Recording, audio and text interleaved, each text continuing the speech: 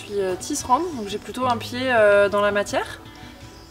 Et moi je suis éleveur de moutons, donc j'ai aussi un pied dans la matière. Et en fait l'idée de laine paysanne c'était vraiment face à ce constat que la plupart de nos vêtements sont fabriqués à l'autre bout du monde dans des conditions complètement opaques, alors qu'on a une matière qui est la laine des Pyrénées. On a eu envie de chercher une alternative qui soit justement une alternative locale à cette industrie textile mondialisée dont on connaît les dérives. Et donc l'idée c'était de monter un projet expérimental qui permette de reconnecter à la fois l'humain et l'industrie textile à la nature, donc à travers les différents rythmes de l'agriculture en lien avec les troupeaux. Parce qu'on est parti d'un constat que sur les fermes, la laine on savait plus quoi en faire. On était obligé, on l'a jetée ou elle était rachetée à un très très bas prix. Et c'est vrai que voir cette belle matière première non valorisée, c'était pour nous quelque chose de difficile à concevoir.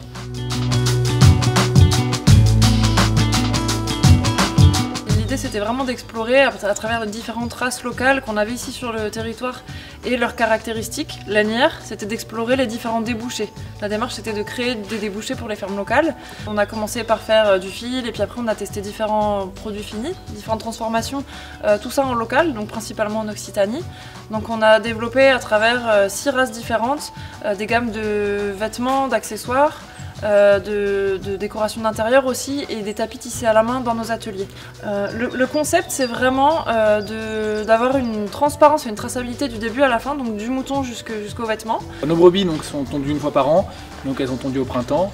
Donc l'idée c'est qu'on va dans la bergerie, on récolte la laine. Et on va trier la laine à la main au fur et à mesure qu'elle est tondue. Donc ça demande vraiment de travailler en partenariat avec les éleveurs, les éleveuses, les tondeurs, les tondeuses. Et une fois que cette laine a été récoltée, eh bien, on la transporte donc chez Laine Paysanne. Bon, donc il y a vraiment une saisonnalité sur l'année, une saisonnalité on va dire principale. La laine elle arrive ici, c'est là qu'on va la stocker, qu'on va la garder bien rangée par lot en fonction des races de moutons, des élevages et des couleurs naturelles, puisqu'on travaille sans teinture avec juste les couleurs naturelles des moutons. Après cette laine elle va partir en Haute-Loire pour le lavage et elle va revenir dans le Tarn pour la filature, le tricotage, le tissage ou la confection en fonction des différents débouchés. Et parallèlement, on a une petite filière pour la laine à tapis qui va être lavée et filée en Ariège et tissée dans les ateliers ici. Tout est commercialisé ensuite en direct.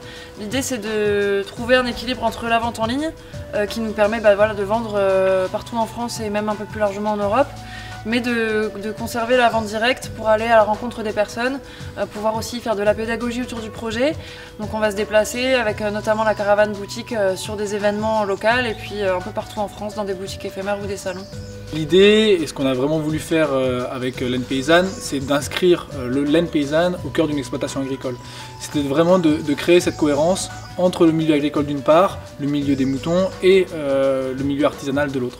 Donc ici vous avez donc des bâtiments qui sont une ancienne salle de traite, qui ont été réaménagés pour accueillir les locaux de Laine Paysanne. Donc en fait on a démarré tous les deux de cette première idée, mais très vite il y a une équipe qui s'est construite et qui nous a rejoints.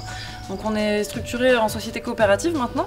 On est une équipe d'une dizaine de personnes et on travaille avec 25 fermes à peu près, ce qui représente 12 tonnes de laine brute par an valorisée.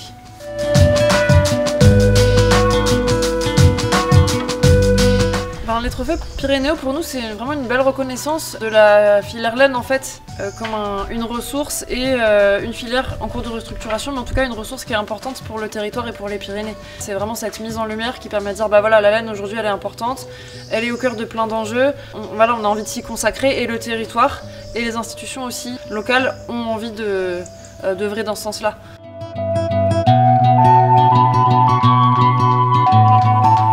L'idée chez Laine Paysanne, c'est vraiment de partir de la matière première et d'essayer de faire des produits qui soient adaptés à cette matière. On n'est pas dans une uniformisation de la matière et ce qu'on trouve beau dans les Pyrénées, et ce qu'on trouve beau en général dans le monde, c'est cette diversité.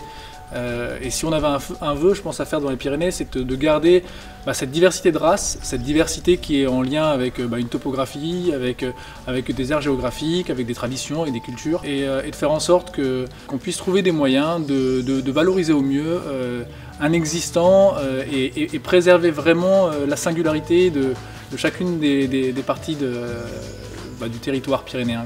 Ouais, bah, je rajouterais aussi la partie vivante, quoi, la ruralité et le faire territoire, c'est vraiment créer du lien, c'est vraiment cohabiter, c'est vraiment monter des projets ensemble, c'est partager des expériences. Donc faire en sorte aussi que les politiques locales permettent ça et soient en faveur de cette diversité, de ce mouvement et de cette vie pour que les territoires ils soient vivants. Tout en créant cette dynamique commune qui est extrêmement riche de partage.